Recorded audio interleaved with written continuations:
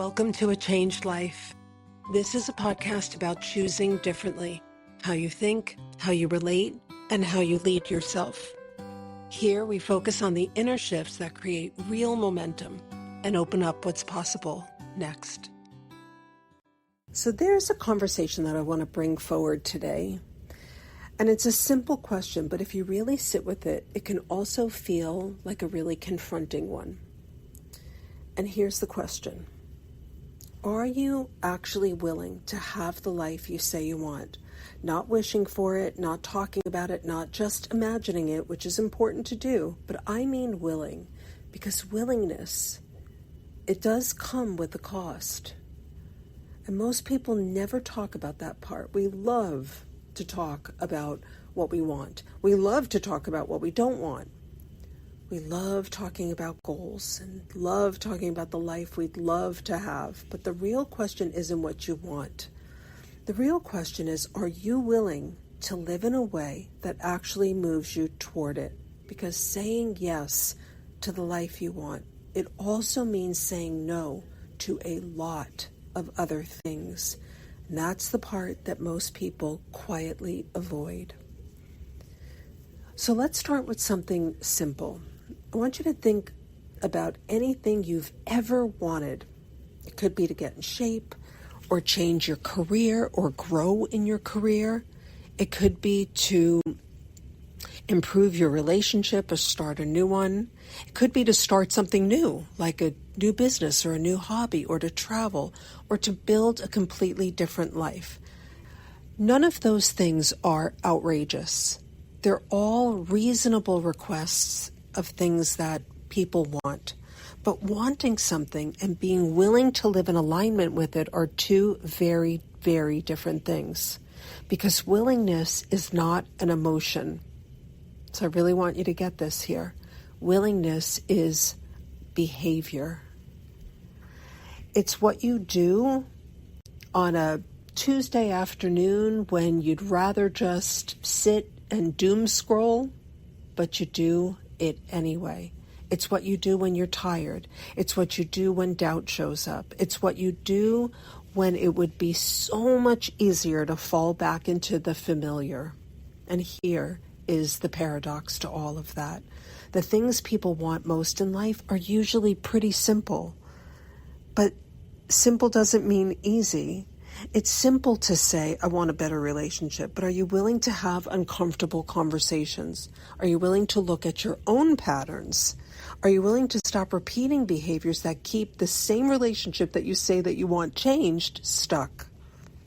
It's simple to say, I want to be healthier, or I want to get into shape, but are you willing to change your routines, your habits, your environment? Are you willing to prioritize your body and your health even when it's inconvenient? Because, again, simple and easy are not the same thing, and the gap between those two things is willingness. Now, here's the really interesting part. If it were easy, everyone would live the life of their dreams, but they don't. Not because people are lazy, and not because people are incapable, and not because people are not intelligent enough, but because willingness is constantly interrupted by doubt. They doubt that it will ever happen. They doubt that they're the kind of person that those kinds of things happen to. And those doubts quietly will redirect your behavior. They make you hesitate. They make you pull back. They make you ultimately settle.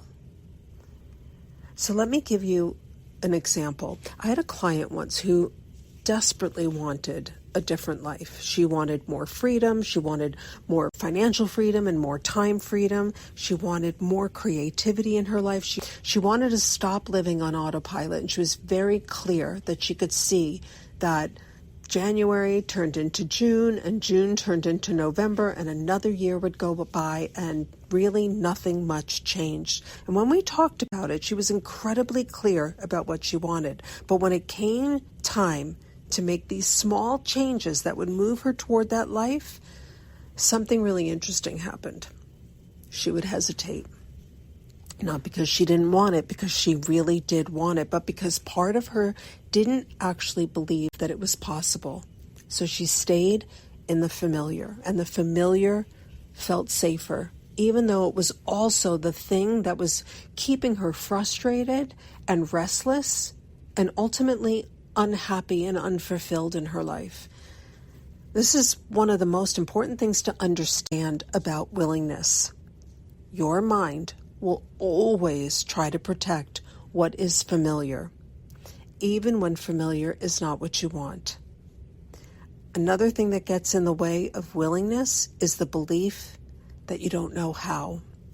And this one shows up everywhere. And I personally had this happen quite a bit because I really wanted a different life when I was leaving my corporate life, 30 years of a corporate life, but I didn't know how.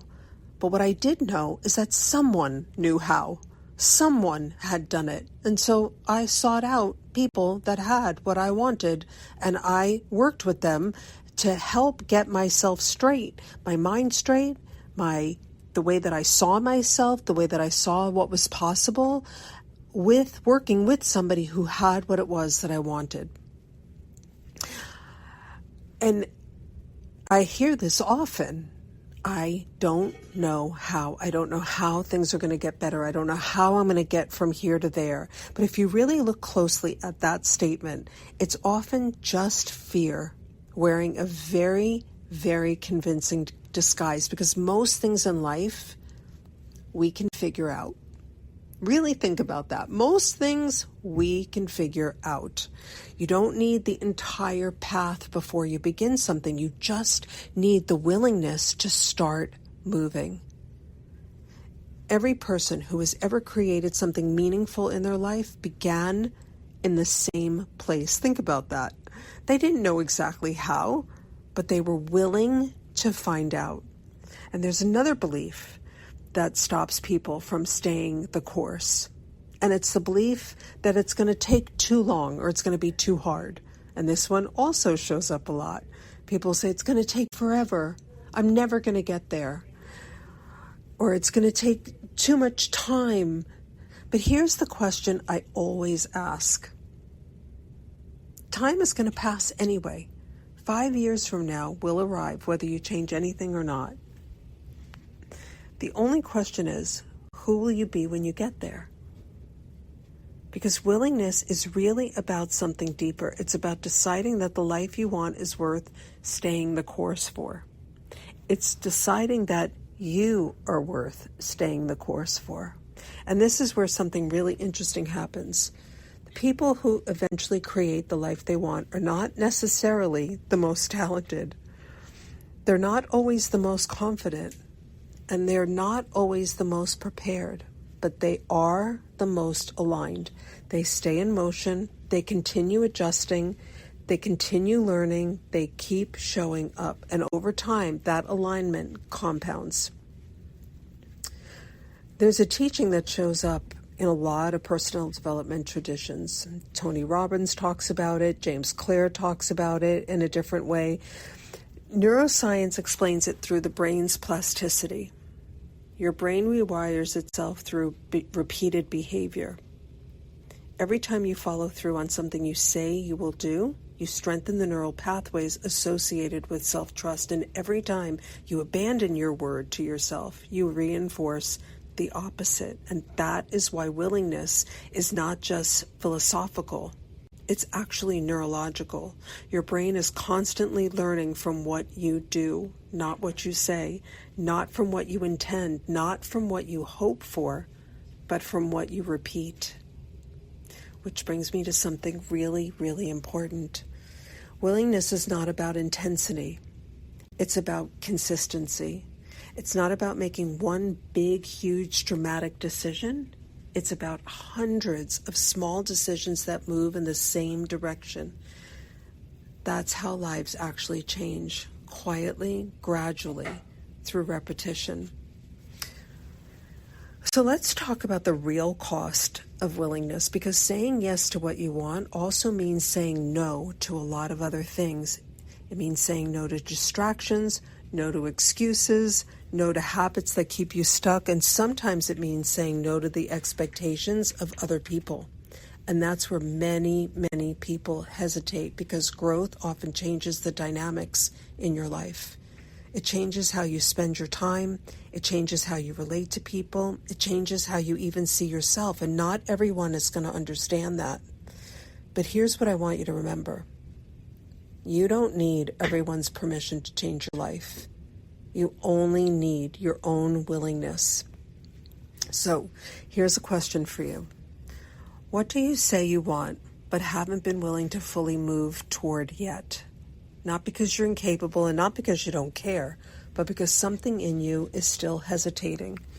Maybe it's fear, and maybe it's doubt, and maybe it's the discomfort of something that's unfamiliar. But if you're honest with yourself, you probably already know the answer.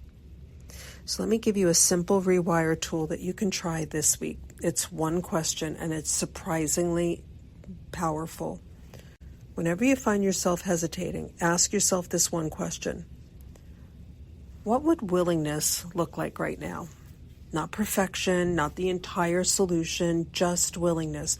What would willingness do in this moment? Would it send that email? Would it have that conversation? Would it take that walk? Would it make that phone call? Would you start the thing that you've been putting off? Often the answer is very simple. And when you start acting from that place, something shifts. You begin teaching yourself that you're someone who follows through. You're someone who makes moves.